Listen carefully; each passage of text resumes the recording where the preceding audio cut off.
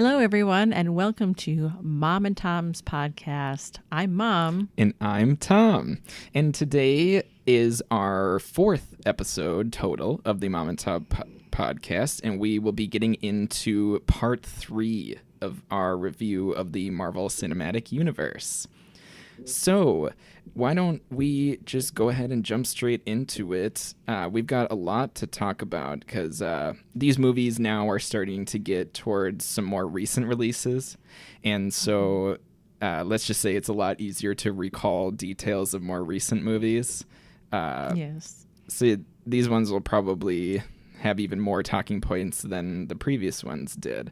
Our first one on our list is Guardians of the Galaxy. Yes. The 10th movie in the Marvel Cinematic Universe, released in 2014, grossed $333 million. Director James Gunn, and starring Chris Pratt, Vin Diesel, Bradley Cooper, and Zoe Saldana. This was a fun one. I thought Yes. This was really a fun. I think it's also fair to say Dave Bautista starred in it too. If we're gonna, because those are for those who don't know too much about the movie, the Guardians of the Galaxy is a group of 5 heroes, I guess you could call them.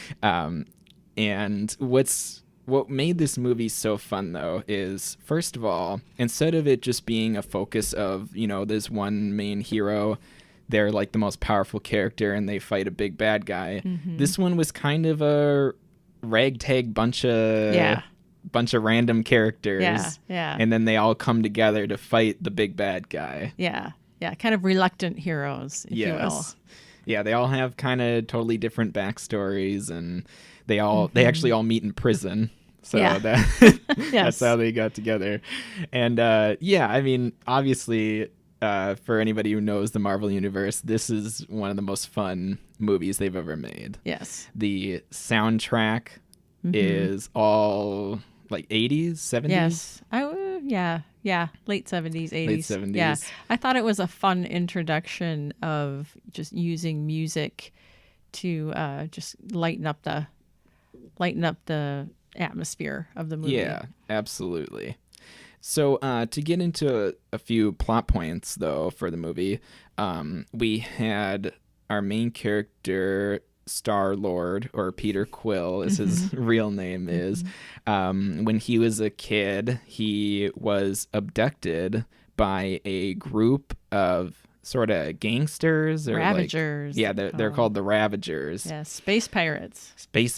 They are led by Yondu, who's played by Michael Rooker in this movie. And if anybody has seen the Walking Dead series, Michael Rooker plays Daryl's brother in the Walking Dead series. He's kind of a bit of a nut job, and honestly, he's kind of a nut job in this movie too. His weapon of choice is this little like dagger that zooms around, and he controls it by whistling. Yeah, ooh, it's nasty. Yeah, it's kind of crazy. But and that's kind of sets up how he grows up. Like, he kind of grows up as being like a thief, and with this ravaging, stealing. Yes, yeah, exactly. Yeah. And so he gets into trouble, though, because in this movie he decides to steal some ancient artifact that he doesn't really know what it is at the time, but it ends up being much more important than he anticipated. Yes. He brings it to whatever, he has a contact that he like sells things to, and when he brings it to the guy's like, oh my gosh, this is like a crazy artifact, like I can't take this, and blah blah blah. And that's the scene where he ends up getting arrested. He has a fight scene with the other Guardians, Gamora and Rocket, Raccoon, and Groot, and they end up getting arrested all together. Well, it says that he is attacked by Korath, a subordinate to the fanatical Kree Ronan. Yes, and he gets attacked. Yeah, I'm sorry. Yeah, that's at the planet. Right, when he is trying to steal this artifact, the Kree or Ronan's like group, they are also trying to get that artifact. So yeah, because it turns out that it's an Infinity Stone. Mm-hmm. That's what we find out later. When this whole group gets together, you find out that Gamora is actually a daughter of Thanos, or sort of like an adopted daughter, I guess you could call it. Mm-hmm. And she was sent to retrieve this Infinity Stone and bring it back to help Ronan, because Ronan's working with Thanos. He's the main bad guy. Mm-hmm. And instead, she is trying to take it and sell it to the Collector, who's kind of known across the universe as having the most bizarre and like expensive objects that he collects, who is played by Benicio del Toro. Mm-hmm. So that's when they go, though, when they finally get grouped up after breaking out of prison, they go to bring it to the Collector, and they see how powerful this Infinity Stone is. And again, they kind of realize, like, oh, this is something that's like way too powerful. It shouldn't just be in the hands of this random guy, this random collector. We need to bring this to the authorities, which in this case are the Nova Corps. And they end up getting attacked by Ronan, of course, when they're trying to bring it to the Nova Corps. I believe who plays Ronan again in this movie? I forget his name. That is played by Lee Pace. Lee Pace, who thank you. Also plays in Lord of the Rings. He is the elf, or the elf king, or yes, Legolas's father. Legolas's father in the Hobbit movies. Yes. Sorry. Yes. Yes. Yep. Okay. What was I going to say next? Basically, the moral of the story is they fight Ronan using the power of the Infinity Stone. They're able to defeat him, and they're able to keep the Infinity Stone safe from Thanos. Essentially, that's that's how it ends up. Ronan fails. He fails. Yeah. What I wanted to bring up, though, with this movie is we've talked in the past about our opinions on like their casting, and I wanted to say, what did you think of how these actors and actresses fit in with especially since it's like a whole group this time? Yes. They had a whole new challenge of like finding these different personalities and people to match them with. I just wanted to know what you thought. Well, again, not being a comic reader, but it's just an interesting band of characters, and I think everybody did a great job. I think Chris Pratt as Peter Quill, I think he played that really well. He's hilarious. Yeah, Zoe Saldana doing Gamora, and Bradley Cooper being the voice of Rocket, the raccoon, who's been altered, needless to say. Quite a bit. Yeah, and then, Dave Bautista as Drax, just, this... His, like, dry humor is... Yeah. It's like we said, this movie as a whole was just such a change of pace, how like comedy was such a focus in the movie. Yes. But yeah, the way that the characters interacted, and Dave Bautista's character, Drax, he's kind of like this, I don't know how to describe, like sort of mindless guy who he doesn't really understand. A big hulking muscle bound guy. But like he doesn't really understand like humor and stuff. Yeah. But which ends up actually making him really funny. But then he has these sensitive moments where he he tries to like get sentimental, but it ends up coming off really like creepy and weird, and they're like awkward, to say the least. For sure. And then Vin Diesel as Groot, I know the only line he had was, I am Groot, but he delivered it well, and absolutely. And you just it's just kind of a fun, because he's basically a tree. Yep. And he's kind of in this ragtag shady bunch.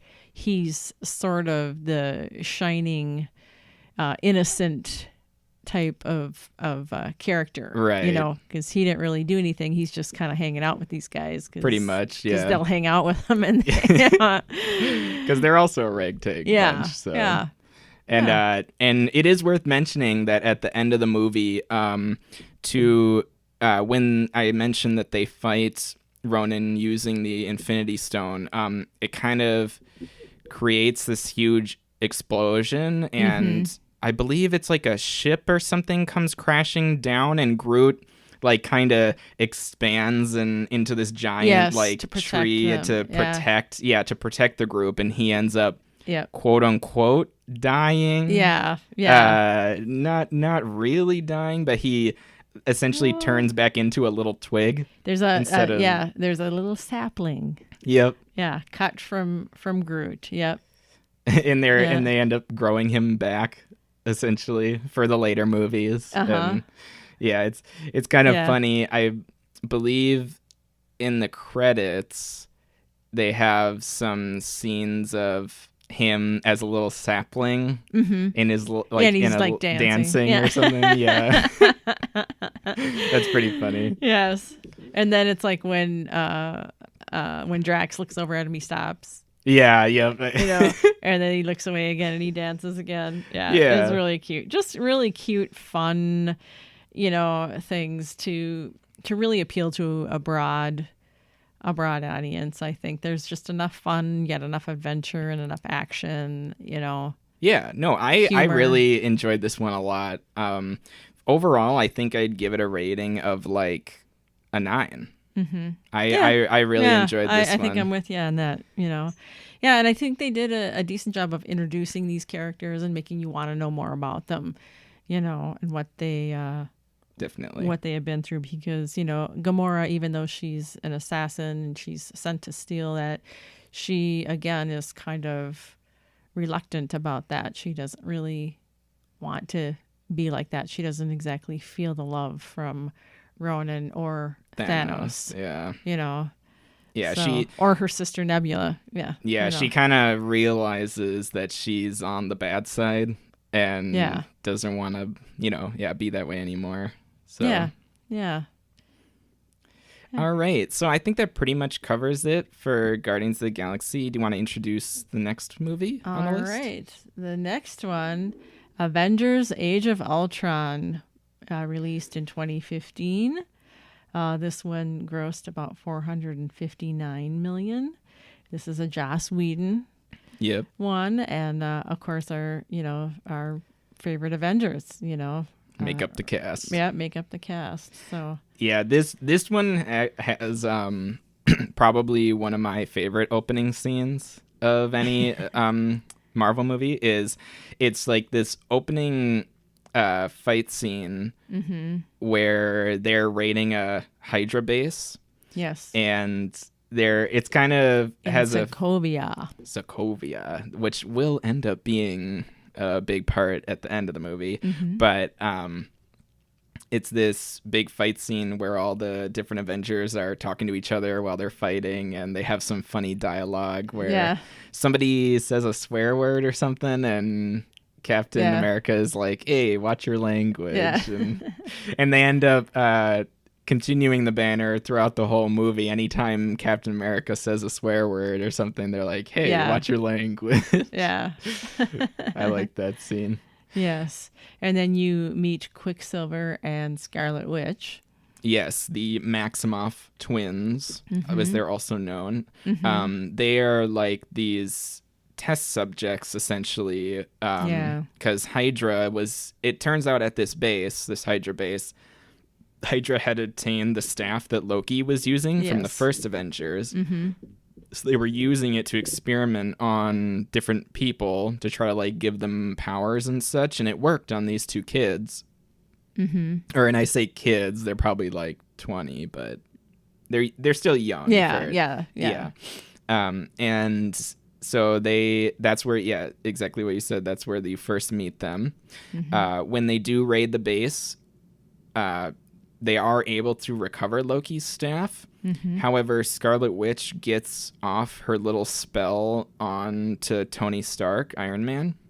And what her spell does is she makes it so that you see like your worst fear. Yeah. And he essentially sees this scene of all of the other Avengers like dead from like this giant, again, it's those aliens from the first Avengers. He sees them all, flying around, and they had killed all his friends, and it makes him really worried. that something like just like in the first movie, some alien force is going to come back, and this time they're not going to be able to beat it. Yeah. So he decides to develop a global defense program. Yes. With the help of Dr. Banner, also known as Hulk, he uses technology from Loki's staff to combine it with his own AI that he already has in his machines, which is Jarvis, to try to create some sort of, like you said, global defense system. And Ultron. Yes, that ends up creating Ultron. Yeah. We wanted to mention there's a funny scene again at this part. So they have a little They're party. hanging out at Stark's apartment or whatever. Yeah, when they get back from this raid, they're hanging out, and they have this little scene where Thor's hammer is sitting on a table, and they all, and I don't remember who exactly starts it.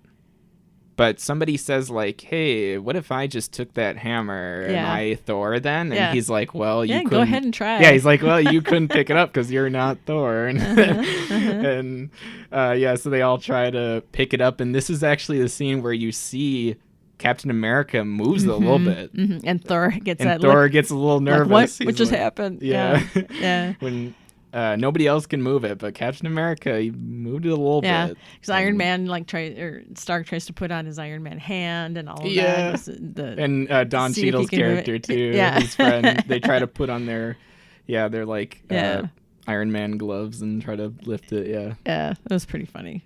Definitely. Yeah.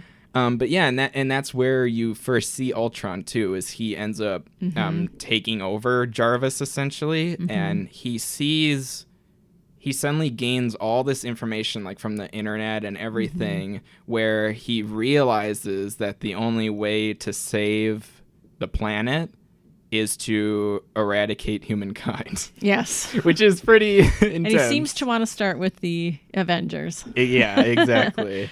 So he attacks them.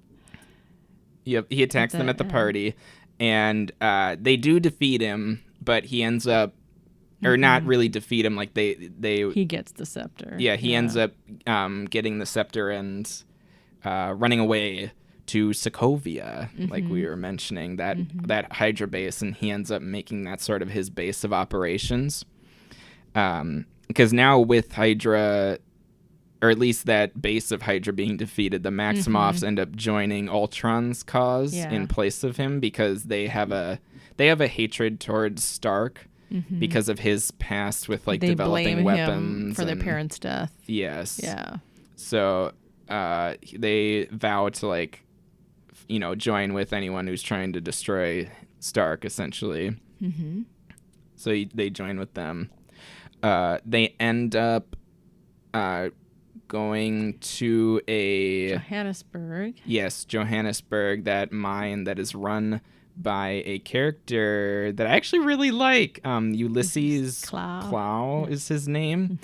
He's played by Andy Serkis. Yeah. Honestly, yes. I mean, most people will know him as the voice of Gollum. Honestly, just such a good actor or actor and voice actor. Yes. Great job. He's so good at playing a creepy guy, essentially. So they meet with him because he is mining vibranium, Wakandan vibranium, which will come up in Black Panther, but don't tell anybody yet. That hasn't happened. Yeah. All the strings are there. Yep. Yeah. I mean, I know this is kind of a side topic here, but isn't it cool how there's little things in all these movies that end up coming together. Yeah. I think that's so neat. That there's random characters that you meet and little pieces of information this vibranium's from Wakanda, and then meeting this character, and you just throughout all these movies, it's so cool how they had this all planned out. Yeah. Well, and again, if you've read the comics, you might pick up on some of this stuff. Right. I'm sure that people who read the comics do. But the casual, I think you and I are a little more casual viewers, we don't always realize how this is gonna, that means, we don't know what I didn't know Wakanda. I had no Exactly. reference for that. So Right. yeah, so then the discovery is kind of fun. But, yeah, their attention to detail is pretty awesome. Oh yeah. And yeah. It's really cool how they weave in those little things. But to carry on with the story, sorry about the little sidetrack. Ultron gets vibranium from that place, and while they're there, the Avengers come trying to stop him from taking the vibranium, and Scarlet Witch does more of her little spells where she's kind of corrupting people's minds. She does it to Thor, and he sees this vision of I don't know how to exactly describe it. It's like, well, it's in his home, right? Just like destruction, basically. Yeah, and he sees this bad, vision of the future, and then she does it to Hulk, and it ends up making Hulk go nuts, and he starts attacking this local. Essentially, he attacks Johannesburg. Yeah. And Iron Man has to stop him. Yeah. Which then leads to a very important point that will persist through the rest of the movies. Is sort of the public. You start to realize the public view of the Avengers is actually not that great. Because it becomes tainted from becomes tainted the series for sure. of destructive events. All these I mean, because then they start referencing the attack in New York too as like, oh, the only reason Loki came here is because after them after they were there and Thor was there and stuff, and then they're talking about now this is Hulk goes nuts and they can't control the him. Hulk being so uncontrollable. Right. And their Avengers are kind of forced into going into hiding for a little bit. Yeah, they need to take a beat. Yes. And this is also where you find out that Hawkeye has a secret family that he has like a regular house out in the country. He's got a wife and kids, and it's actually really kind of a sweet scene. All the Avengers go out to his like house in the country sort of to stay out of the public eye for a little while because of all the backlash they're receiving. And you get these kind of fun scenes of them interacting with the kids and just doing housework and stuff. And I don't know, it's kind of I like the chopping wood though, where Captain America's got like this huge pile and Stark's just got like this little pile. Always that competition. Yeah, exactly.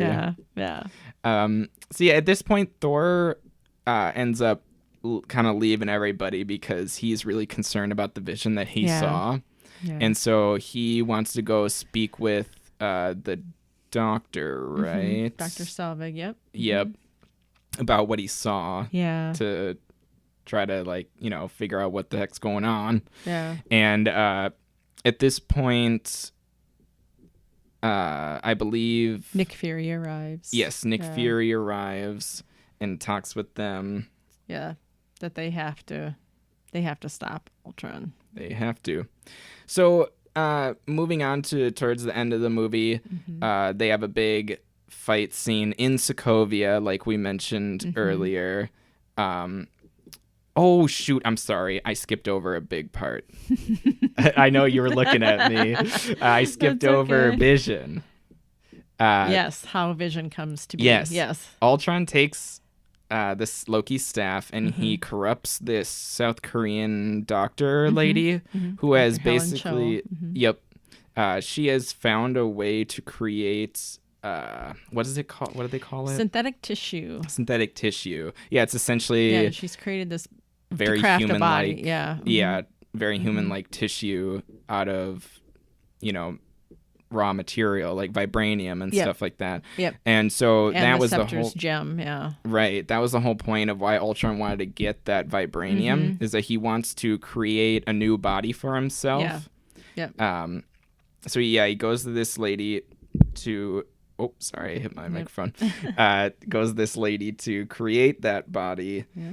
And luckily the Avengers get word of it.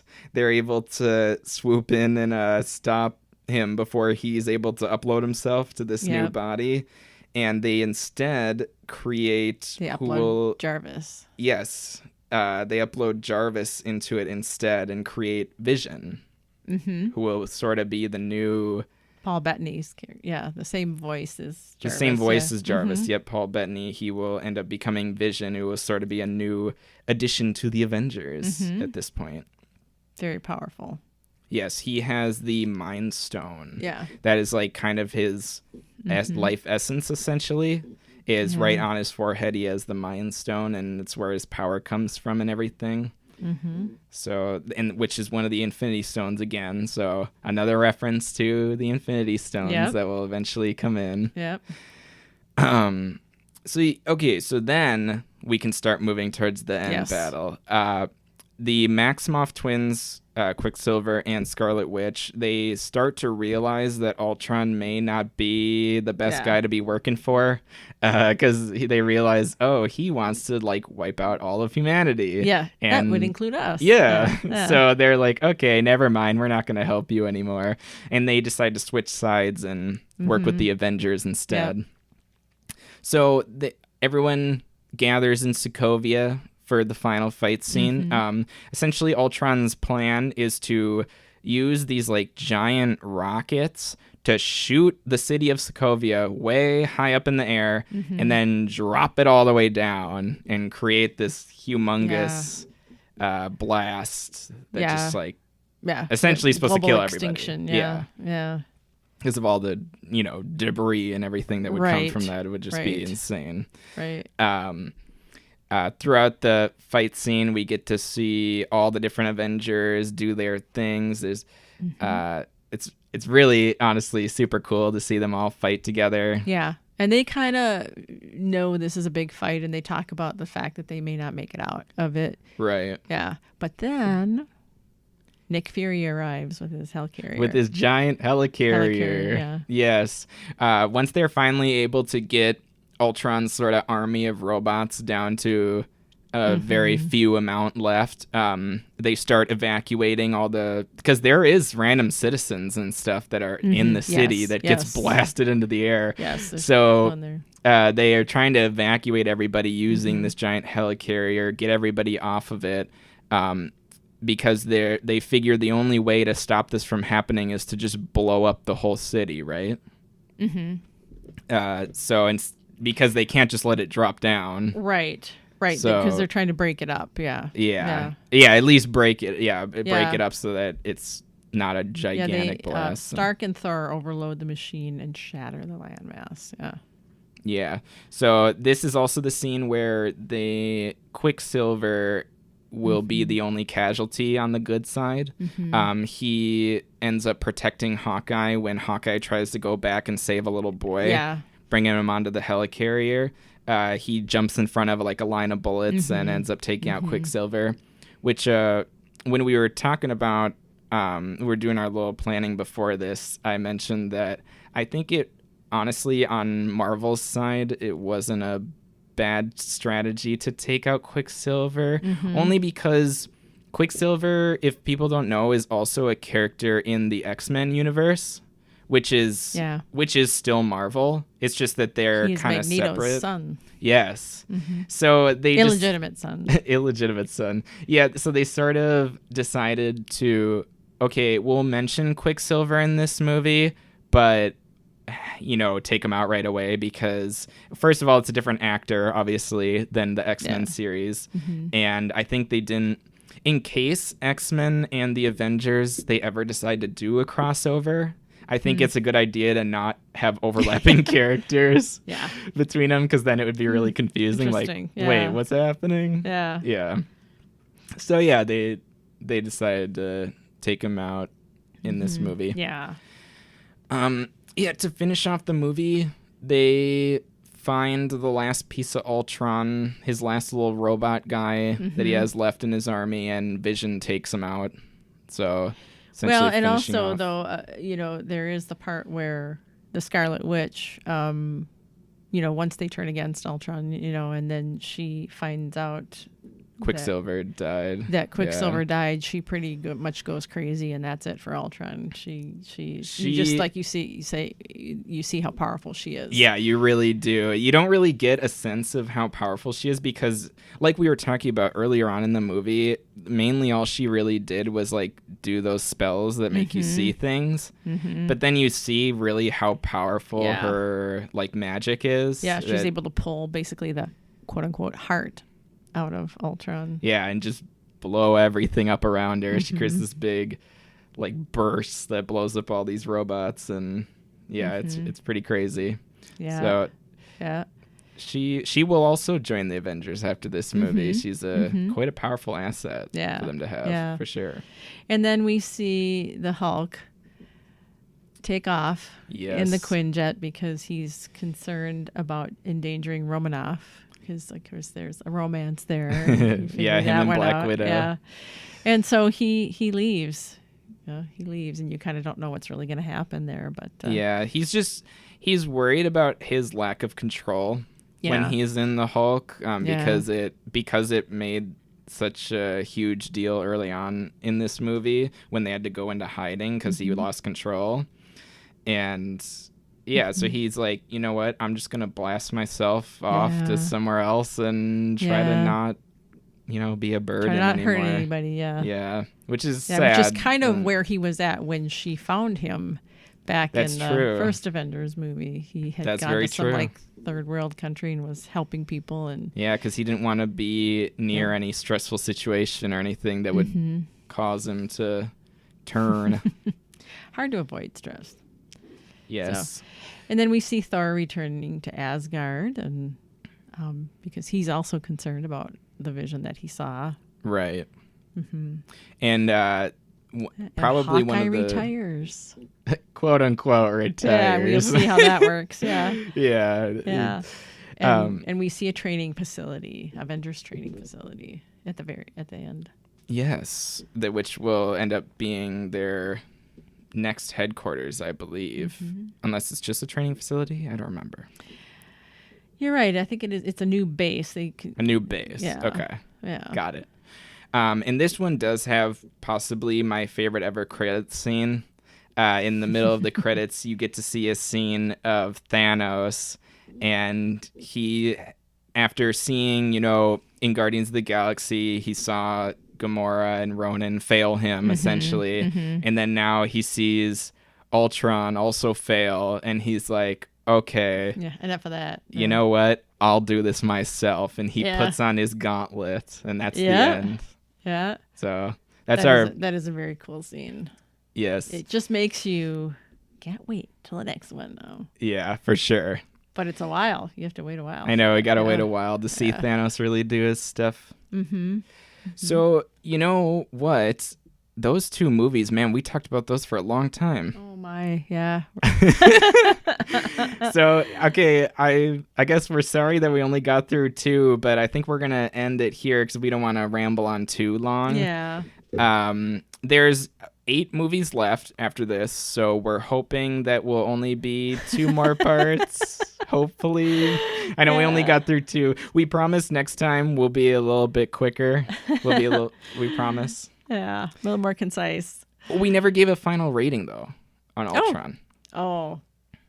Well, again, I think I got to go with about a 9. Yeah, I do too. Yeah, I like. I mean, as you guys can tell with how long we talked about these two, we liked these two. Yes, we like these two a lot. So yeah, both 9s, I think. Yeah, that's what we're gonna go with. Yeah. Well, thanks for hanging with us, everybody. Thanks for listening. Thank you for sticking around for our part 3. Our plan is to get this done within 5 parts. We'll see how. We'll make it happen. We'll make it happen for you guys. We'll stick to it. All right. But that wraps it up for today. So we will see you guys again in 2 weeks. All right. Hey, everybody. Take care.